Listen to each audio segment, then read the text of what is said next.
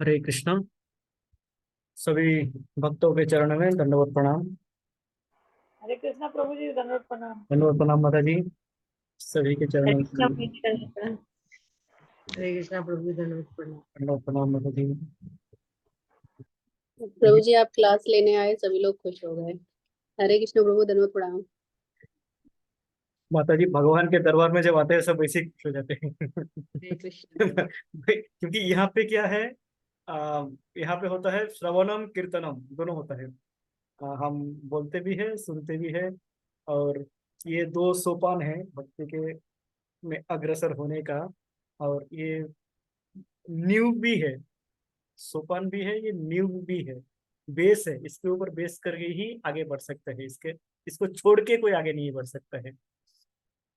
जैसे बताए थे नाम और प्रणाम, भगवान के नाम और भगवान को प्रणाम, ये दो हमारे बेस है। जिसको भक्ति के लिए ये दोनों बेस है। आई मीन बेस मतलब नींव है ये, जिसमें संपूर्ण भक्ति किसी के खड़े हो सकते हैं। तो ये दोनों स्ट्रांग होता है। इसीलिए इसीलिए यहाँ पे लोग खुश हो जाते हैं कि यहाँ पे भगवान के नाम के चर्चा होते हैं, भगवान के रूप के चर्चा होते हैं, गुण लीला धाम इत्यादि के चर्चा होते हैं, और श्रवण कीर्तन दोनों होते हैं। इस यही कारण है कि सब यहाँ पे आके खुश हो जाते हैं। किसी का जैसे कभी कभी मन में कोई असुविधा हो, कोई घर की कोई संसार की प्रॉब्लम रहती है, वो यहाँ पे आके भूल सकते हैं हम। भूल के भगवान की चरण कमल का स्मरण कर सकते हैं। ये श्लोक जब पढ़ रहे थे, ये अभी का जो हमारा श्लोक चल रहा है, मुकुंदमाला स्तोत्र का द्वितीय श्लोक, इस श्लोक का लय मालिनी छंद में है। ये भी मालिनी छंद छंद में है, जो हमने उसमें सुना था, भागवतम के वो श्लोक। जयतु जननी वासो देवकी जन्म वादो यदुवर परिषद स्वे दुर्भिरसन्न धर्मम स्थिरचर वृजिनाग्ना सुस्मिता श्रीमुखेन व्रजपुरवनिताना वर्धयन कामदेवम। उसी प्रकार लय में ये श्लोक भी है, जिसको हम इस तरह इस प्रकार से गा सकते हैं। जयतु देवो देवकी नंदनोऽयं जयतु जयतु कृष्णो वृष्णिवंशा प्रदीपम जयतु जयतु मेघ श्यामलं कोमलांगो जयतु जयतु पृथ्वी भारनाशो मुकुंद। इस प्रकार इस लय में बहुत ही अ, वैसे संस्कृत श्लोक में वैसे ही मधुर रहते हैं, वैसे ही उसमें नेक्टर क्या कहते हैं, अमृत रहते हैं। कहते हैं कि संस्कृत श्लोक जो है अमृत खोले हुए घुले हुए है उसके अंदर। और जब इसको इस प्रकार लय में गाया जाता है, उसमें जैसे और मात्रा बढ़ जाता है, उस अमृत की मधु की मात्रा बढ़ जाता है। तो बहुत ही सुंदर श्लोक है। इस प्रकार कई सारा लय में इसमें श्लोक है, जो जो हम इसमें चर्चा कर रहे हैं और करेंगे भी आगे, जो कि बहुत ही आनंददायक है। जैसे एक श्लोक और मैंने अभी सुना था, अम, जिसका लय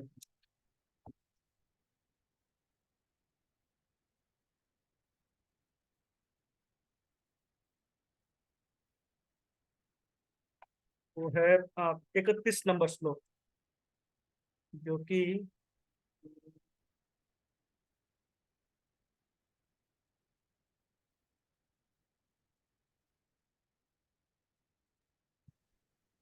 प्रभु जी मुकुंद माला श्लोक में है क्या? है मुकदमा सूत्र के 31 नंबर श्लोक है। जस्ट में एक गाने के लिए हम इसको आएंगे इसमें, पर अभी एक बार उसको गा के सुन सकते हैं कि इसका इसका छंद, इसका लय बहुत ही अलग है और बहुत ही सुंदर है। 31 नंबर श्लोक यदि आप निकाल सकते हैं, उसमें है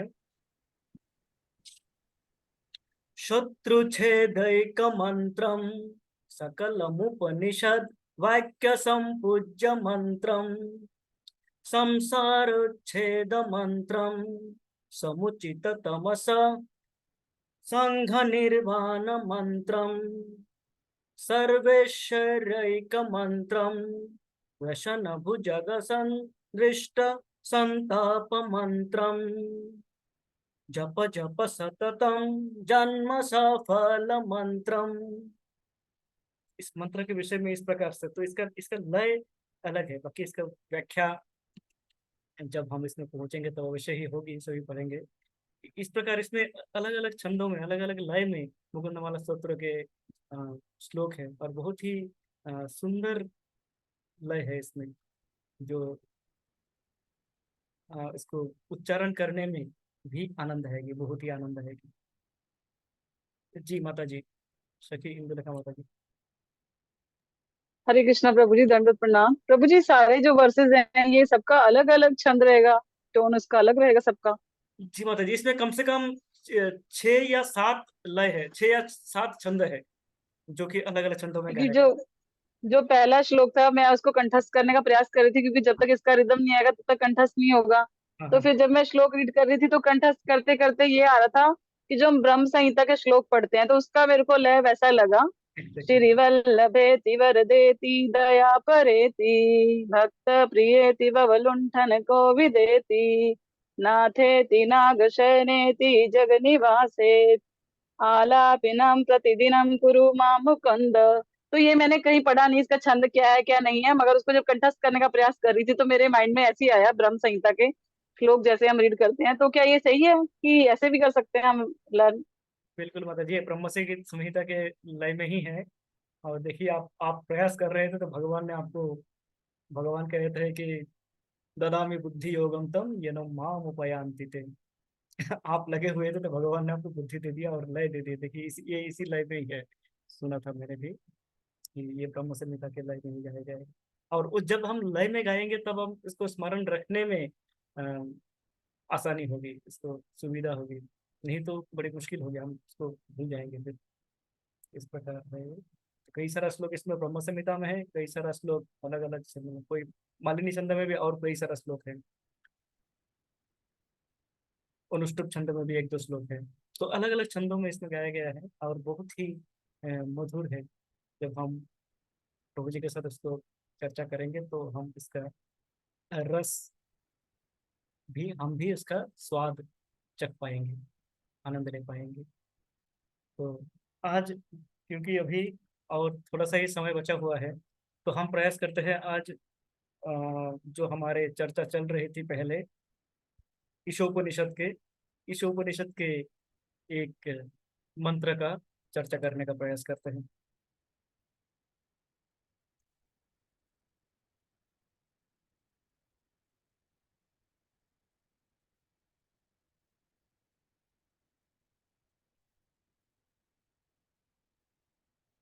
प्रारंभ करते हैं। ओम अज्ञानतिमिरान्धस्य ज्ञानाञ्जनशलाकया चक्षुरुन्मिलितं येन तस्मै श्रीगुरुवे नमः। श्रीचैतन्यमनोभीष्टं स्थापितं येन भूतले स्वयं रूपः कदा मह्यं ददाति स्वपदान्तिकम्। वन्देऽहं श्रीगुरो श्रीयुतपादकमलं श्रीगुरुं वैष्णवांश्च श्रीरूपं साग्रजातं सहगना रघुनाथान्वितं तं सजीवं साद्वैतं सावधूतं परिजनसहितं कृष्णचैतन्यदेवं श्रीराधाकृष्णपादान् सहगना ललिता श्रीविशाखान्वितांश्च। हे कृष्णा करुणा सिंधु दीनबन्धो जगत्पते गोपेश गोपिकान्त राधाकान्त नमस्तुते।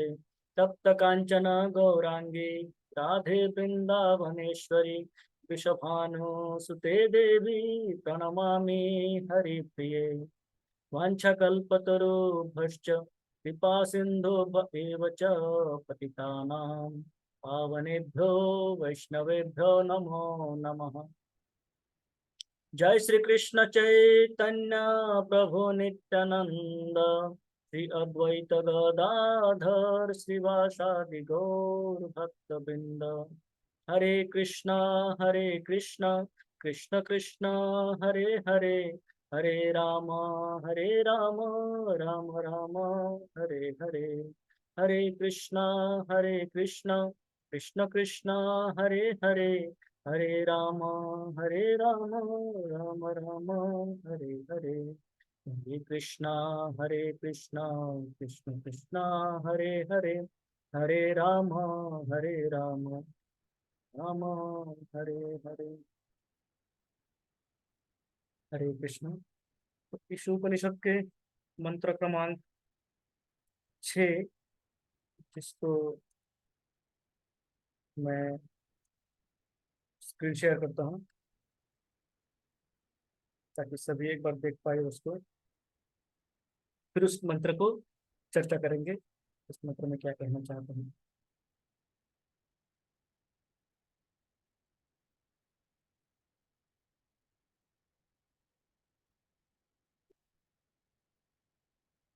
हरे कृष्ण कृष्ण कृष्ण हरे हरे, हरे राम राम हरे हरे, हरे कृष्ण कृष्ण कृष्ण हरे हरे, हरे राम राम हरे हरे। हरे कृष्ण। सभी को स्क्रीन दिख रहे होंगे। ये ईशोपनिषद के मंत्र क्रमांक 6, जिसमें बता रहे हैं, यस्तु सर्वाणि भूतानि आत्मन्येवानुपश्यति, सर्वभूतेषु चात्मानं ततो न विजुगुप्ससे गुप्सते। यस्तु सर्वाणि भूतानि आत्मन्येवानुपश्यति, सर्वभूतेषु चात्मानं ततो न गुप्सते। इस श्लोक में क्या क्या बता रहे हैं? इस श्लोक में जो महाभागवत होते हैं, महाभागवतों के जो लक्षण हैं, उन लक्षणों के ऊपर चर्चा किया गया है कि जो क्या करते हैं, अनुपश्यति, जो आचार्यगण जिस प्रकार से, जिस मार्ग से आचार्यगण गए हैं, आचार्यगण हमारे पूर्ववर्ती आचार्यगण जिस मार्ग में चले हैं, उसी मार्ग में चले, और उन्होंने जैसे देखे हैं, जिस दृष्टिभंगी से, जिस दृष्टि से उन्होंने देखे हैं, उसी दृष्टि से जब देखते हैं, तब क्या होता है, सर्वभूतेषु च आत्मनम, है, समस्त भौतिक जगत में, समस्त जो जीव है, समस्त जीवों में वो क्या करते हैं, भगवान को देखते हैं। Supreme personality of God head, परम पुरुष भगवान को वो देखते हैं वहां पे, है। और जब सभी में वो जब पूर्ण पुरुषोत्तम भगवान को, भगवान के रूप को देख पाते हैं वहां पे, है, परमात्मा स्वरूप जब देख पाते हैं उनको, तो सभी में जब भगवान दिखते हैं उनको, तो वो किसी को भी घृणा नहीं कर सकते हैं, किसी के प्रति भेदभाव वो नहीं कर सकते हैं, नहीं करते हैं वो, है। ये है महाभागवत। महाभागवत वो है जो सभी में देखते हैं भगवान। जैसे हम हैं बद्ध जीव, है, हम क्या करेंगे, हम देखेंगे किसी को, हम उसके शरीर को देखते हैं, उसके शरीर को देख के वो किस जाति का है, किस उम्र का है, किस नेशनलिटी का है, कौन सी देश से है, क्या भाषा बोलते हैं, इससे हम भेदभाव सृष्टि, हमारे मन में ऑटोमेटिक भेदभाव सृष्टि हो जाएगी। हम देखेंगे एक व्यक्ति जो कि बाकी कुछ भी ना हो, देखने में सुंदर है, और एक व्यक्ति जो कि देखने में मान लीजिए कुत्सित है, उतना सुंदर नहीं है, तो उस शारीरिक रूप से हम भेदभाव कर लेंगे मन ही मन, जबकि हम उनके बारे में कुछ भी नहीं जानते हैं। तो ये हमारे साधारण दृष्टि, ये हमारे जो बद्ध जीव, बद्धावस्था में हम इस प्रकार से देखते हैं लोगों को। पर एक जो मुक्त आत्मा है, लिबरेटेड सोल है, जो कि महाभागवत है, वह क्या करते हैं, वह सब में भगवान को देख पाते हैं, सर्वभूतेषु च आत्मनम, वो परमात्मा सभी जीव में देखते हैं। और क्योंकि सभी जीव में परमात्मा देखते हैं तो उनके लिए सब समान है, सबके प्रति वो समभाव रख सकते हैं। बाकी हम मात्र मुख से कह सकते हैं सबको समान भाव करना चाहिए, सबको इक्वल रेस्पेक्ट करना चाहिए, हम मुख से कह सकते हैं, पर हम कर नहीं सकते क्योंकि हमारे भीतर वो भावना ही नहीं है। हम इसको समझने का प्रयास ही नहीं करते। हम ये मानते हैं, जानते हैं, पर मानते नहीं हैं। केवल मात्र जानते ही है कि सबके प्रति समभाव होना चाहिए। हम नारी पुरुष में भेदभाव करेंगे, हम छोटे बड़े में भेदभाव करेंगे, हम जो एक धनी व्यक्ति है और एक गरीब व्यक्ति है उसमें भेदभाव करेंगे, हम उच्च जाति के हैं निम्न जाति के हैं उसमें भेदभाव करेंगे, हम कोई मान लीजिए कोई अमेरिकन है कोई अफ्रीकन है उनमें भेदभाव करेंगे। तो इस प्रकार हमारे भीतर ये भेद भरे हुए हैं क्योंकि हम किसी में भी, सब में तो छोड़िए, हम किसी में भी परमात्मा को देख नहीं पाते हैं। हम परमात्मा, हम उनके शरीर में ही रुक जाते हैं। सभी व्यक्ति के, हम स्वयं के भी शरीर, हम कहते हैं कि हम शरीर नहीं आत्मा है। हम जानते हैं, भगवत गीता में 2य अध्याय से ही ये समझाना शुरू कर दिया कि आप शरीर नहीं हो, आप आत्मा हो। आप ये जो दिख रहे हैं ये शरीर नहीं है, ये शरीर आप नहीं हो, ये ड्रेस है। आप जैसे ड्रेस बदलते हो, अपने कपड़े बदलते हो, उसी प्रकार आपके शरीर, आत्मा शरीर भी बदलते हैं। तो आपका शरीर बदलता रहता है पर आप बदलते नहीं हो। शरीर की मृत्यु होती है, आपकी होती नहीं है। ये सब हम जानते हैं, हम सुनते हैं, हम मानते हैं, पर हमारी साक्षात्कार नहीं है, वो आत्म साक्षात्कार नहीं है। यहाँ पे होंगे रियलाइज डिवोटीज, पर जो मेरे स्तर पे है, जो कि कनिष्ठ अधिकारी की स्तर है, उनमें ये साक्षात्कार नहीं है। तो इस श्लोक के तात्पर्य में प्रभुपाद इस अधिकारी के, इस लेवल की, स्तर की विश्लेषण किया है कि किस प्रकार हम भगवान को देखते हैं। जैसे बताते हैं, जब कनिष्ठ अधिकारी है जो सबसे निम्न स्थान पे है, जो कि प्रारंभिक स्थान है, जब कोई भगवान को समझना चाहते हैं अथवा भगवान के शरण में आते हैं, जो भी भगवान के कथा सुनना चाहते हैं या सुनते हैं, वो कनिष्ठ अधिकारी है। उसका रियलाइजेशन कुछ भी हो, वो साक्षात्कार चाहे आत्म साक्षात्कार हो चाहे ना हो, तो वो है कनिष्ठ अधिकारी का स्तर, जो कि कम से कम भगवान का नाम श्रवण करना चाहते हैं, भगवान को पूजा करना चाहते हैं। तो उनका स्तर क्या है, वो किस प्रकार देखते हैं भगवान को? वो देखते हैं कि मंदिर में जो विग्रह है वो भगवान है, इसके अलावा और कोई भगवान नहीं है। मंदिर में हम विग्रह को देखते हैं, मंदिर में जाते हैं, विग्रह को देखते हैं, उनके सामने नतमस्तक होते हैं, दंडवत करते हैं, उनको प्रार्थनाएं करते हैं, उनको पूजा करते हैं। उस विग्रह में हम देखते हैं भगवान को, हम सोचते हैं कि इस विग्रह में भगवान है। तो भगवान को विग्रह रूप में हम पूजा कर पाते हैं, और किसी भी रूप में हम उनको समझ नहीं पाते हैं। जो पूर्ण पुरुषोत्तम भगवान, जो कि सर्वव्यापी है, सभी में विराजमान है, सभी चर अचर सभी जीव में वह विराजमान है, ये हम पढ़ते हैं सुनते हैं, पर उसको हमारी वो साक्षात्कार नहीं है। कनिष्ठ लेवल में, कनिष्ठ अधिकारी का वो साक्षात्कार नहीं हो पाते हैं। वो जानते हैं कि सभी में भगवान है, पर जब चर्चा होती है, मंदिर में गए, हम जानते हैं कि ये भी एक भक्त है, ये भी एक जीव है, इनमें भी भगवान है, इनमें भी भगवान है, इनमें भी भगवान है, मुझ में भी भगवान है, तो हम सब समान हैं, तो समभाव से करें। पर वो सोचते हैं पर कर नहीं पाते हैं। किस प्रकार से?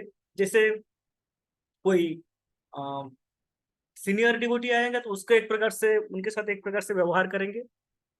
कोई जूनियर डिवोटी आएगी, कोई मुझसे जो कम उम्र अथवा कम समय से भक्त है, तो मैं कैसे कैसे करूंगा? मैं तो 5 साल से भक्ति कर रहा हूँ, है, भगवान की पूजा आराधना कर रहा हूँ, और ये मात्र 1 साल ही हुआ है उनको, इनको क्या पता भक्ति के बारे में। तो मैं इनको मानूंगा कि ये इनका स्तर निम्न है और मैं उनसे ऊपर हूँ। ये जो भेदभाव है, ये कनिष्ठ अधिकारी का लक्षण है कि मैं अभी भी कनिष्ठ स्तर में ही रह गया, निम्न स्तर में, प्रारंभिक स्तर में ही रह गया, उसके ऊपर उठ नहीं पाया। तो प्रारंभिक स्तर में इनका लक्ष्य नहीं होते हैं कि वो सारे नियमों का पालन करते हैं, जो नियम बताया गया है कि एकादशी का व्रत रखना है, एकादशी में ये करना है, करना होता है, और हमें मंगल आरती करने होते हैं, हमें ये गुरु पूजा करने होते हैं, जो जो भी नियम है, हमें विग्रह सेवा करने हैं, हमें जो मंदिर में सेवा बताया गया है ये सेवा करना है, उसको हम करेंगे, है? पर हम क्या करेंगे, भेदभाव रखेंगे। एक तो हम जीव में भेदभाव रखेंगे, द्वितीय हम ये भी भेदभाव रखेंगे कि ये इस प्रकार से पूजा करते हैं, वो उस प्रकार से पूजा करते हैं, इनका पूजा तो ठीक नहीं है, मेरा पूजा ठीक है? वो तो इस प्रकार से करते हैं, वो ठीक नहीं होता है। तो मेरे मन में ये सब कंपैरिजन, ये सब तुलना चलता रहेगा। हाँ, ये कनिष्ठ अधिकारी कार्य लक्षण है। प्रभुपाद कहते हैं कि कनिष्ठ स्तर पे ये रहता है, ये भावनाएं रहेंगे। तो इसमें कोई आश्चर्य की बात नहीं है कि मुझ में है ये, क्योंकि प्रारंभिक स्तर है, मुझे वो साक्षात्कार हुई नहीं है, उस साक्षात्कार तक मैं पहुंच नहीं पाया। पर क्या होता है, जैसे ही मैं संग करता हूँ, एक भक्त जब साधु संग करते हैं, जब वो कथा सुनते हैं, जब वो जो भक्तगण ऊपर के स्तर में है, जिनका साक्षात्कार, आत्म साक्षात्कार हुई है, वह भक्तों से जब वो सुनते हैं, अपने गुरु महाराज का जब हम सुनते हैं, तो हमारा धीरे धीरे हमारा जो साक्षात्कार का लेवल वो बढ़ता रहता है, उस स्तर पे हमारा भी स्तर बढ़ता रहता है। तो फिर हम कनिष्ठ से मध्यम अधिकारी के स्तर में अग्रसर होने का प्रयास करते हैं, या अग्रसर होते हैं, या अग्र कनिष्ठ मध्यम अधिकारी में पहुंच भी गए। हमारे में कई सारे भक्त है जो कि अभी मध्यम अधिकारी स्तर में होंगे। तो वो क्या होता है, कैसे, किस प्रकार, उनका लक्षण क्या है? प्रभुपाद कहते हैं कि मध्यम अधिकारी का लक्षण होता है कि वो चार प्रकार से भगवान को समझने का प्रयास करते हैं? उनका जो साक्षात्कार है, भगवत साक्षात्कार है, वो चार भागों में विभाजित किया जा सकता है, चार प्रकार से डिवाइड किया जा सकता है? जैसे वो क्या करते हैं, अपने जो पूर्ण पुरुषोत्तम भगवान, जैसे मंदिर में गए, राधा गोविंद दीप जी हैं, तो राधा गोविंद दीप जी को के प्रति उनका प्रेम जागृत होता है, एक एक प्रेम की संपर्क उनका स्थापन होते हैं, वह भगवान से आदान प्रदान कर सकते हैं। पर गोविंद देव जी से है, अपने जो जिनको हम पूजा करते हैं उनके प्रति एक क्या होता है, प्रेम की भावना जागृत होती है उनके प्रति, है? हम मानते हैं कि यही भगवान है, यही कृष्ण है, और ये कृष्ण मेरा, इस इन कृष्ण से मुझे प्रेम करना चाहिए, है? ये ज्ञान आ जाता है। फिर क्या करते हैं, वो भगवान की पूजा करते हैं एज ए पूर्ण पुरुषोत्तम भगवान। भगवान के भक्तगण जो है, उनसे वो साख्य भाव रखते हैं, जो कि उनके समान है। अर्थात मध्यम अधिकारी में भी डिस्क्रिमिनेशन रह जाते हैं, भेदभाव रह जाते हैं, पर वो भेदभाव किस भाव से होते हैं कि वो उच्च अधिकारी मेरे समान और मेरे से निम्न, इस प्रकार से वो भेदभाव रखते हैं कि वो उनसे जो उच्च अधिकारी है, उनसे जो श्रेष्ठ है, जैसे भगवान हुए, उनका सम्मान करना, बाकी सब भक्तों से वो अपने एक मैत्रीपूर्ण सद्भाव रखेगा। सभी में देखेगा कि ये भी भक्त है, ये भी सीनियर भक्त है, ये भी सीनियर भक्त है, उनसे वह मैत्रीपूर्ण, एक मित्रतापूर्ण भाव रखेगा, साख्य भाव रहेगा उनका भक्तों से, भगवान के भक्तों से। और जो उनके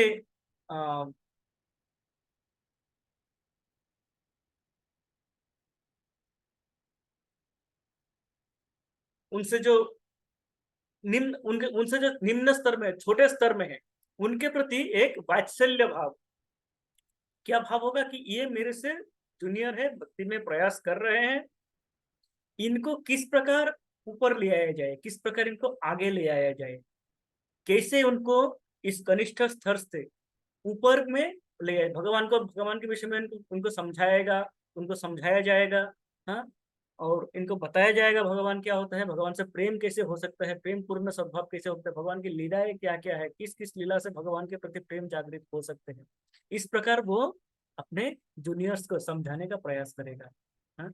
तो उनका प्रयास रहेगा कि सभी भक्त ऊपर आए, पर वो समझेंगे कि ये उच्च अधिकारी है, ये मेरे मित्र है, ये मेरे कनिष्ठ है, ये मेरे जूनियर है। तो वो भेदभाव, वो डिस्क्रिमिनेशन रहेगा मध्यम अधिकारी का। तो मध्यम अधिकारी के में कहते हैं कि ये भेदभाव आवश्यक भी है, कारण जो मध्यम अधिकारी होते हैं वो साधारणतः प्रचारक होते हैं, प्रचार करते हैं, वो प्रचार में लगे होते हैं। तो प्रचार तभी कर पाएंगे जब वो देखेंगे कि ये जीव अभी कनिष्ठ अवस्था में है, ये जीव अभी बद्धावस्था में है, इनको बद्धावस्था से मुक्त अवस्था में लाने हेतु मुझे क्या करना होगा, मुझे इनको भगवान के विषय में समझाना होगा। तो वो अपने से जूनियर ही मानते हैं, और मानेंगे तो भी वो उसको प्रचार कर पाएंगे, उनको समझा पाएंगे। इस विषय में गुरु महाराज भी कह रहे थे कि मध्यम अधिकारी क्या करते हैं, जो प्रचारक होते हैं। एक बार श्रीमान अनंत शेष प्रभु इसके विषय में विश्लेषण कर रहे थे कि जो मध्यम अधिकारी है, मध्यम अधिकारी ही प्रचार कर पाते हैं, उत्तम अधिकारी प्रचार नहीं कर पाते हैं। कारण उत्तम अधिकारी क्या हो जाते हैं, वो समस्त जीव में भगवान को देखते हैं, उनके लिए समस्त जीव में भगवान है, समस्त, और इसलिए वो क्या हो जाता है, सभी के प्रति समभाव रखते हैं। और जब सभी के प्रति समभाव होगा तो क्या होगा कि वह उस व्यक्ति के स्तर के हिसाब से उनको वो शिक्षा जो चाहिए वो नहीं दे पाएंगे। उनके लिए ये भी तो मुक्त है, ये भी मुक्त है, ये भी मुक्त, सभी में मुझे भगवान देख रहा है। जैसे श्रीमद् भागवत गीता में एक श्लोक है, विद्या विनय संपन्ने ब्रह्मणे गविहस्तिनि शुनि चैव शपाके च पंडिता समदर्शिना। विद्या विनय इसमें भी महाभागवत का जो उत्तम अधिकारी का लक्षण बताया गया है। उत्तम अधिकारी कैसे होते हैं, विद्या विनय संपन्ने ब्राह्मण गवि हस्तिनि शुनि चैव छपाके च। ब्राह्मण हो, चाहे गौ माता हो, चाहे हस्तिनी हाथी हो, हाँ, शुनि अर्थात कुत्ता हो, और शपाकेच अथवा चांडाल हो, चाहे कोई चांडाल हो, चाहे कोई ब्राह्मण हो, हाँ, चाहे वो कुकुर हो, चाहे गौ माता हो, चाहे हाथी हो, सभी को वो पंडित क्या करते हैं, समदर्शिना, सभी को समान भाव से देखते हैं, वो सभी को इक्वल इंपॉर्टेंस देते हैं, उनके लिए सभी समान हैं। ये है उत्तम अधिकारी का लक्षण। और ये है उत्तम अधिकारी क्या होता है, ये उच्चतर लक्षण है, इस उच्चतम लक्षण है। ये है परफेक्ट सेल्फ रियलाइजेशन, आत्म साक्षात्कार उपलब्धि का ये सर्वोच्च मानदंड है। जब कोई ये इस प्रकार साक्षात्कार कर पाते हैं, सभी में भगवान को देख पाते हैं। आप समझिए कि ब्राह्मण और चंडाल दोनों को समान भाव से वो देख, दोनों में ही वो समान भाव से देख रहे हैं, कारण दोनों में ही वो उनके शरीर नहीं देख रहे हैं, वो देख रहे हैं उनमें जो भगवान है, उनमें जो परमात्मा है, परमात्मा स्वरूप भगवान विराजमान है, वो सभी में भगवान को देख रहे हैं। तो वो इस प्रकार भेदभाव नहीं करते हैं भक्तों में, है। चाहे कोई भक्त हो, चाहे कोई नास्तिक हो, जो भगवान को मानते नहीं है, है, दोनों में समान भाव रखते हैं। समान भाव का एक अर्थ ये भी है, ये नहीं है कि भक्तों को दंडवत प्रणाम करेंगे तो वो जो आपके जो नास्तिक है उनको भी दंडवत प्रणाम करेंगे, पर एक समता के और वो भेदभाव नहीं रखते हैं। भेदभाव अर्थात किसी को घृणा नहीं करते हैं, वो ये नहीं देखते हैं कि यार ये तो भगवान को मानते नहीं, इनसे बात ही नहीं करना है, इनसे दूर रहो, है। वो इस प्रकार नहीं सोचते हैं, वो सोचते हैं कि ये भगवान को मानते नहीं है क्योंकि ये अज्ञानता के अंधकार में है, इसमें अज्ञान भरे हुए हैं, इसको ज्ञान किस प्रकार प्रदर्शित किया जाए, क्योंकि वो जानते हैं कि इसमें भी भगवान है, और जो ज्ञानी है, जो भगवान को पूजा कर रहे हैं, वो उसमें भी भगवान है। भेद क्या है दोनों में, ये अज्ञानता के अंधकार के कारणवश, माया के कारणवश क्या कर रहे हैं, माया के चद्दर सामने पड़े हुए हैं, तो ये भगवान को समझ नहीं पा रहे हैं, इसलिए भगवान को पूजा नहीं कर पा रहे हैं। और वो बद्धावस्था से मुक्तावस्था में आ रहे हैं, इसलिए उसका जो विजन है, जो दृष्टि है, वो खुली हुई है, ये भगवान को समझ पा रहे हैं और वो भगवान को पूजा कर रहे हैं। हम यदि देखें शिला प्रभुपाद के ऐसे कथाएं हैं, ऐसे विवरण हैं कि इस प्रकार के व्यक्ति थे। साधारणतः कोई हम जैसे, मुझ जैसे कोई व्यक्ति जाता तो शायद उनसे बात ही नहीं करते, उनको मानते कि ये बात करने योग्य व्यक्ति नहीं है। शिला प्रभुपाद उनको सम्मान दिया, उनको आदर दिया, उनको वो स्नेह दिया और उनको वो समझाया। उनको जो वैदिक कल्चर का, वैदिक संस्कृति का जो साधारण मानदंड है, वो भी उनको पता नहीं था। पर प्रभुपाद ने क्या देखा, उनमें देखा कि इनमें भी भगवान है, इनको भी क्या कर सकते हैं हम, ये अंधेरे से भगवान की तरफ लेके आ सकते हैं। जो ये अज्ञानता के अंधकार में डूबे हुए हैं, इनको भी हम भगवान की तरफ लेके आ सकते हैं। और वो लेके आए हैं, आके दिखाए हैं कि ये इनको लाया जा सकता है। एक कथा मैंने सुना था प्रभुपाद के विषय में, इस संदर्भ में उसको कहा जा सकता है कि एक मंदिर में, विदेश के एक मंदिर में, जब संस्था फैल गया, प्रभुपाद वृंदावन में थे उस समय, और विदेश में कहीं पे एक भक्त थे, हैं, उसका उसका नाम था, नाम मैं भूल गया, नाम मैं भूलता हूँ साधारणतः। तो मान लीजिए उसका नाम जॉन है, तो उसको वो इस प्रकार था कि वो स्नान नहीं करता था, दाढ़ी बढ़े हुए हैं, और मंदिर में जाते थे, मंदिर में बैठे रहते थे, हॉल में जब कथा चल रहे बैठे हुए हैं, और कभी कभार अचानक वो चिल्ला उठते थे, कुछ ना कुछ बोल के चिल्ला उठते थे। एक तरह से देखा जाए तो वो पागल जैसे थे, दिखते थे। और साधारण जो बाकी सब भक्त समझ रहे थे कि हमें डिस्टर्ब कर रहे हैं ये भक्त, तो उसका नाम दे दिया था प्रॉब्लम जॉन। एग्जैक्ट नाम मुझे स्मरण नहीं आ रहे हैं, क्षमा चाहता हूँ, पर मैं मान लेता हूँ कि इनका नाम जॉन था। तो उनका आगे प्रॉब्लम लगा दिया था कि ये प्रॉब्लम जॉन है। तो वो आपस में चर्चा कर रहे थे कि इससे कैसे मुक्ति पाया जाए। ये तो रोज मंदिर में आते हैं, कहीं कभी सीढ़ियों में बैठ जाता है, कभी बीच में बैठ जाते हैं, स्नान तो किए नहीं है, शरीर से इनका दुर्गंध आ रहे हैं, बाकी भक्त बैठ नहीं पाते हैं, और कभी कभी चिल्ला उठते हैं, कभी हंस देते हैं, कभी वहीं पे सो जाते हैं, मंदिर के हॉल में ही सो जाते हैं कभी। तो इस प्रकार का वो व्यक्ति था। मंदिर के जो प्रेसिडेंट है, प्रेसिडेंट ने प्रभुपाद को पत्र लिखा कि प्रभुपाद, इस प्रकार एक व्यक्ति आते हैं जो कि सभी के लिए एक तरह से देखा जाए तो सभी के लिए वो डिस्टर्बेंस है, हैं? सभी के लिए बाधा स्वरूप है, वो इस प्रकार के व्यवहार करते हैं? इस प्रकार तो प्रभुपाद क्या करे, इसको कैसे उनसे मुक्ति पाए? तो प्रभुपाद से सजेशन मांगो। उस समय पत्र में आदान प्रदान होते। प्रभुपाद जी उत्तर में लिखे कि what is the difficulty, why cantt you tolerate. हैं? प्रभुपाद लिखते हैं कि इसमें कठिनाइयां क्या है, आप क्यों नहीं सहन कर पा रहे हो उनको? उनको सहन करो, उनको वो जैसे कर रहे तो उनको सहन करो, नहीं कर सकते तो उनको इग्नोर करो, पर आप उनको दूर करने का मत सोचो, इनको मंदिर से बाहर करने का मत सोचो, है? उनको जो कर रहा है करने दो।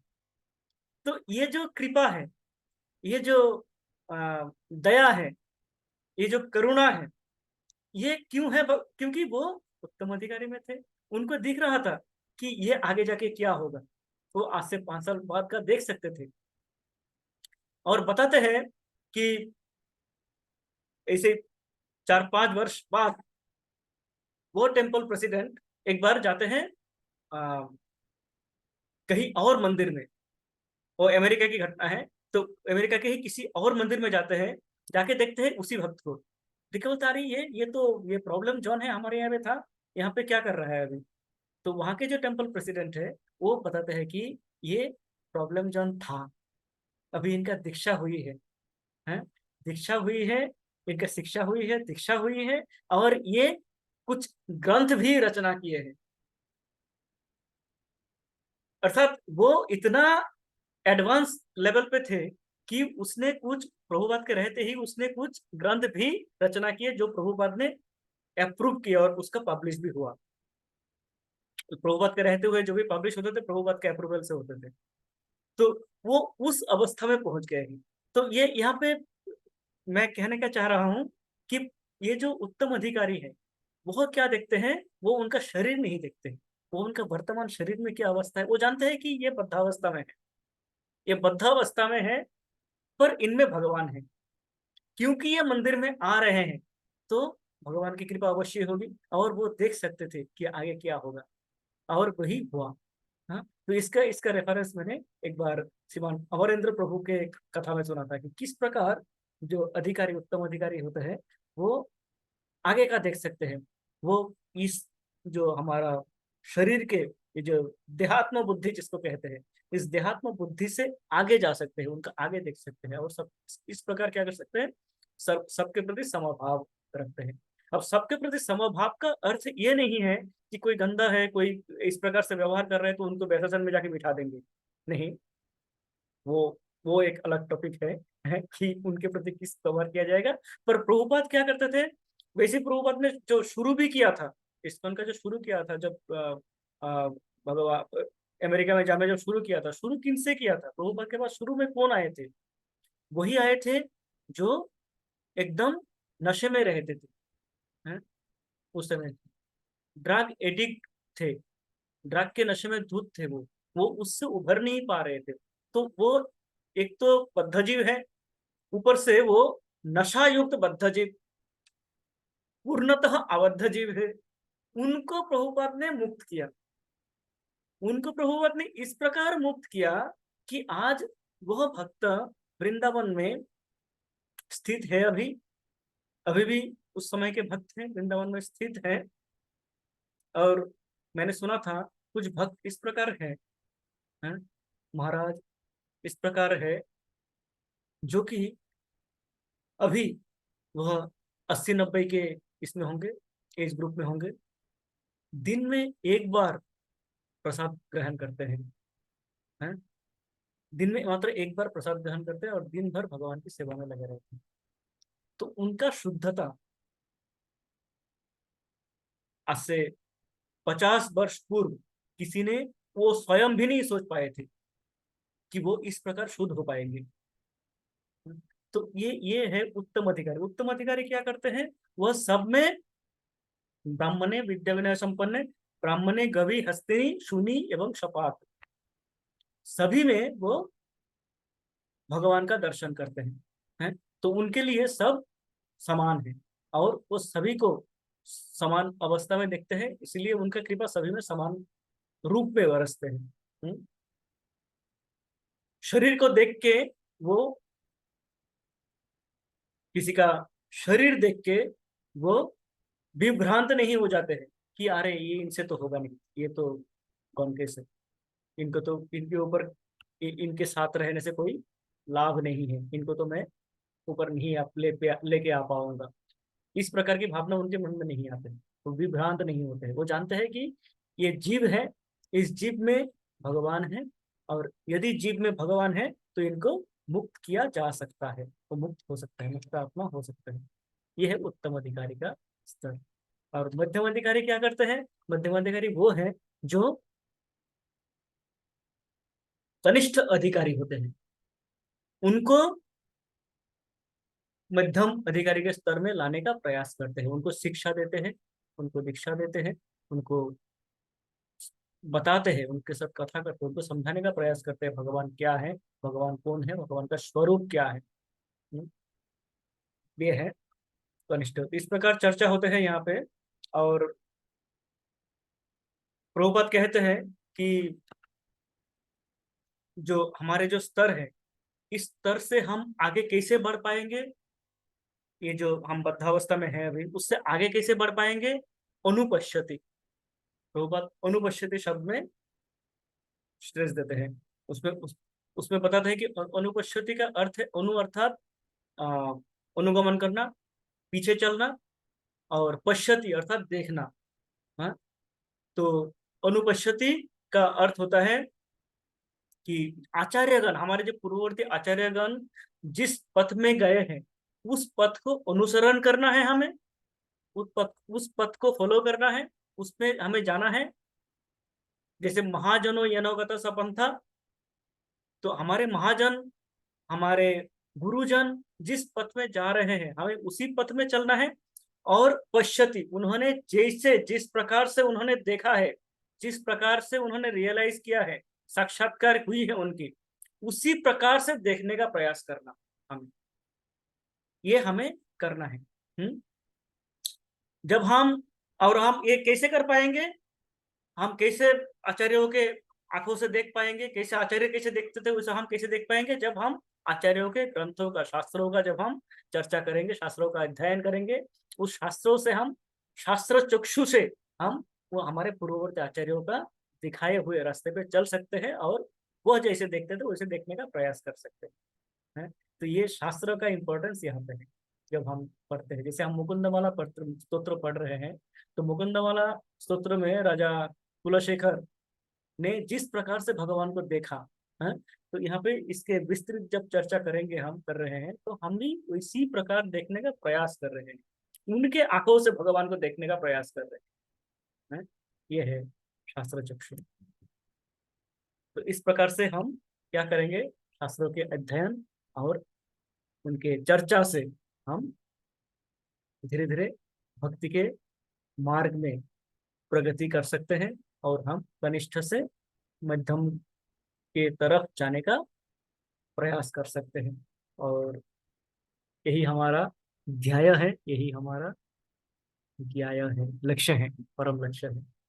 और ये अभी समय भी हो गया है और इतना ही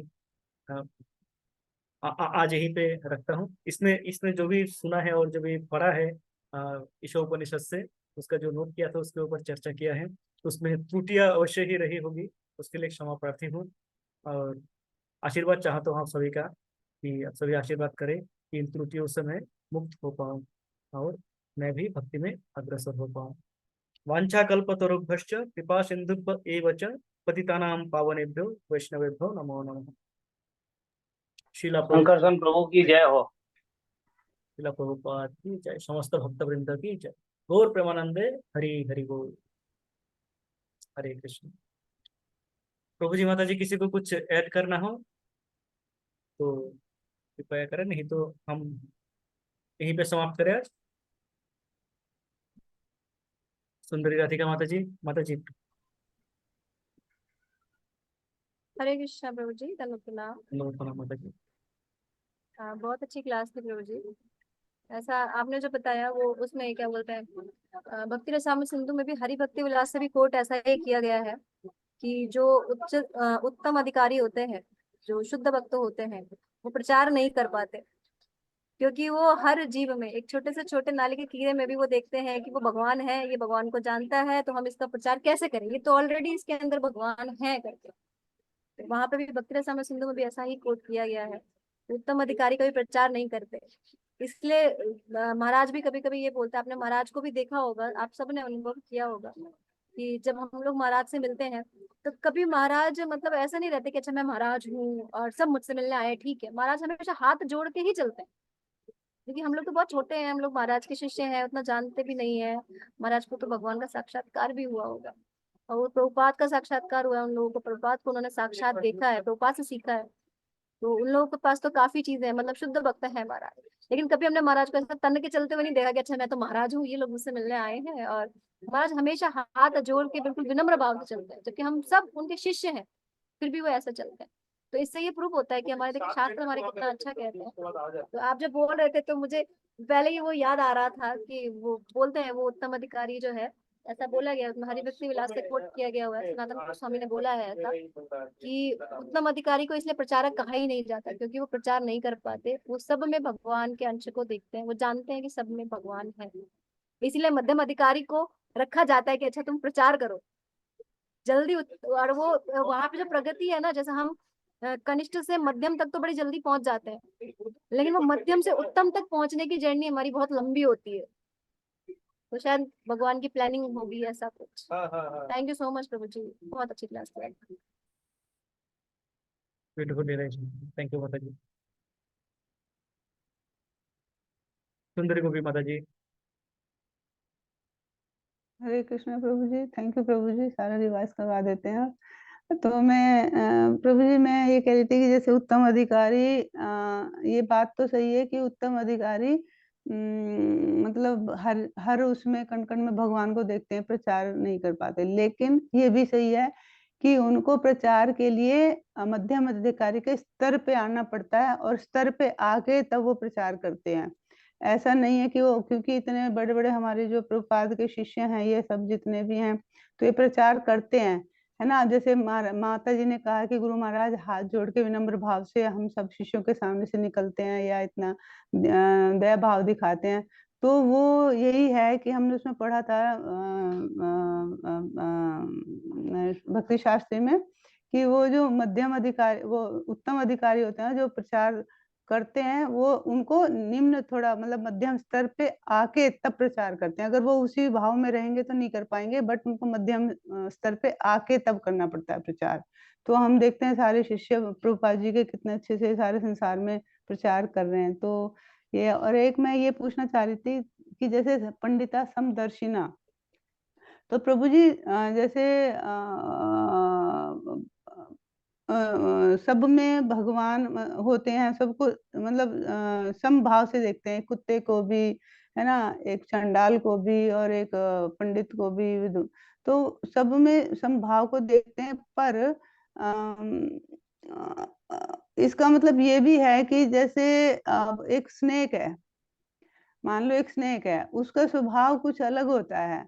तो अगर हम उसको ये देखेंगे कि ये स्नेक है और इसमें भगवान है, और हम उसको ऐसे, तो हमको संभाव से मतलब जो जैसा उसको वैसा ही देखना पड़ेगा। तो इसमें थोड़ा सा कंफ्यूजन रहता है, उसको मुझे थोड़ा समझाइए। मैं थोड़ा इसमें हमेशा कंफ्यूज रहती हूँ कि क्योंकि उसका स्वभाव तो वैसा है, तो ये नहीं है कि उसमें भगवान है तो हम उसको गले से लगा लेंगे, तो उसको उसके हिसाब से ही देखना पड़ेगा। तो इसको थोड़ा समझाइए प्रभु जी, मेरे को जी माता जी, कंफ्यूजन रहता है इसमें। ये इसके ऊपर चर्चा हुई है। प्रभुपाद और उनके शिष्यों में एक चर्चा हुई थी, जिनका मैंने वीडियो सुना था। एक माता जी इन पे चर्चा कर रहे थे। वृंदावन में ही है माता जी। उनका एक वीडियो मैंने देखा था। प्रभुपाद से ये प्रश्न रखा गया था कि प्रभुपाद, ये जो समभाव, ये क्या, इस स्नेक का ही उदाहरण दिया था कि एक सांप को क्या मैं समभाव से देख सकता हूँ? सांप में भगवान देखता हूँ, देख के मैं क्या उसको गले लगा सकता हूँ? तो प्रभुपाद बताते हैं कि समभाव का मतलब ये नहीं है कि आप सांप को गले लगा लो या हाथी के पांव के नीचे आ जाओ। समभाव का, जैसे जैसे एक बच्चा होता है, बच्चे में भी भगवान है, एक वृद्ध व्यक्ति होता है, उनमें भी भगवान है। पर बच्चे को मैं क्या करूंगा? बच्चे को मैं वात्सल्य भाव से उनको गोद में लूंगा, उनसे प्यार करूंगा, उनसे उसी हिसाब से प्रश्न पूछूंगा। उनको मैं ये नहीं कहूंगा कि भागवतम के तत्व समझाने नहीं जाऊंगा, ईश्वर का तत्व नहीं समझाने जाऊंगा। किसी बच्चे को मैं भगवान की बात करूं तो मैं क्या करूंगा? समदर्शिना है, पर उनको उनके लेवल पे समझाना पड़ेगा। समझाने की बात जहां तक आते है, ट्रीट करने की बात जहां तक आते है, तो उसको लेवल पे ट्रीट करना पड़ेगा। पर वो देखेगा भगवान उसमें, अर्थात किसी को वो घृणा के दृष्टि से नहीं देखेंगे। सांप है, वो जानता है कि सांप में भगवान है, पर सांप में वो भी ये भी जानता है कि सांप को मैं सिर पे रखूंगा तो ये काटेगा, है। तो वो जो डिफरेंस है, वो डिफरेंस, वो भेदभाव नहीं है। एक प्रकार से कोई भेदभाव नहीं हो रहा है, भेदभाव नहीं करे कि मैं अश्रद्धा कर रहा हूँ या सांप देखते ही मार देता हूँ, उसको मारने का प्रयास करता हूँ, ये हो गया भेदभाव, है ना। तो वो क्या करता है, देखते उसमें भगवान है, पर जो जीव जिस प्रकार है, उस जीव को उस प्रकार से उनको हिसाब से चलने देना, यही यही समभाव है। इसके ऊपर इसी हिसाब से चर्चा हुई जी, थी, बताए थे। Thank you Prabhu ji, thank you Prabhu ji. Hare Krishna. Hare वही है ना कृष्ण प्रभु प्रभु। जी, जैसे हम देखे कोई जंगल में शेर खड़ा है तो हम उसको भी ऐसे थोड़ी करेंगे कि ये वो इसको भी संभाव देखना है। थोड़ा तो कॉमन सेंस लगानी पड़ेगी ना कि हाँ हम कैसे किसको कैसे ट्रीट करना है। तो संभाव का मतलब उन्होंने तो बोल दिया कि सब में मतलब हर जीव में हमने ये देखना है कि हाँ उसमें भी वही हम ये सोचेंगे हमें सामने वाले को नीचा नहीं देखना है, उसको अपने लेवल पे ही देखना है। मतलब उसमें भी भगवान का वास है, अगर हम उसको निंदा चुगली ये सब कर रहे हैं तो वो सब उससे बच के हमें ये सब करना है। माता जी ने सही हरे बताया। कृष्ण। जैसे सामने शेर खड़ा है, शेर के लिए तो मैं महाप्रसाद गोविंदे तो वो तो उनके लिए मैं तो महाप्रसाद हूँ, है तो मेरा आ जाएगा भक्षण करने हेतु। तो ये भी समझना आवश्यक है, और ये समझ होते हैं, यही रियलाइजेशन कि ये जीव है, क्योंकि उनके लिए मैं क्या हूँ, मेरे लिए वो क्या है, वो ये भी समझना अत्यंत आवश्यक, जैसे माता जी ने बताया। थैंक यू माता जी, थैंक यू माता जी। तो सभी को धन्यवाद। ये इसे चर्चा करने से इस प्रकार हमारा जो भावनाएं हैं, जो हम जो सोच रहे हैं वो सोच सही है कि नहीं, गलत है तो सही को उसको सही दिशा में लेके चले जाते हैं। थैंक यू माता जी, सुंदरी राधिका माता जी, सुंदर गौरी माता जी, चंद्रकांता माता जी, सभी को धन्यवाद, सभी भक्तों को धन्यवाद सुनने के लिए। और हम अगले सत्र में मिलेंगे फिर। आज यहीं पर रखता हूँ। आपका भी कोटि कोटि धन्यवाद प्रभु जी, और आप पिछला सारा रिवाइज करवाते चलते हैं। Thank you.